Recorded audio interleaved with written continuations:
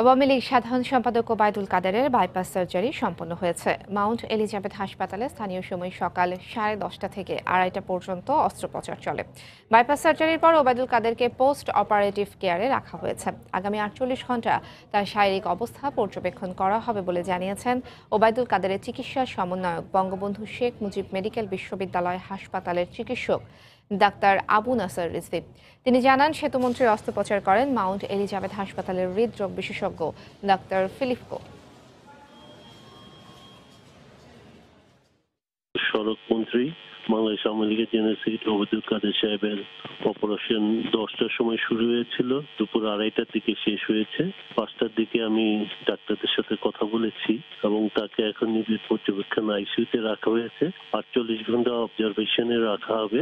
Operation successful হয়েছে এবং আমিও ভেন্টিলেটর যে প্যারামিটার গুলো দেখছি ওগুলো সবকিছুই ভালো আছে।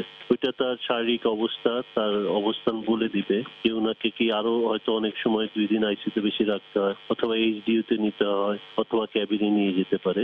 ধারণা করা হয় 2 সপ্তাহ মতো সময় লাগতে পারে, কারণ ইনিশিয়াল অপারেশনের পরে কিছুদিন তাকে হাসপাতাল থেকে হয়তো সপ্তাহ 10 দিন পরে ছেড়ে দেয়, তারপরেও 5-7 দিন বাইরে অবজারভেশনে থেকে তারপর তাদের ফলো আপে এসে তারপরে দেশে আসতে পারে।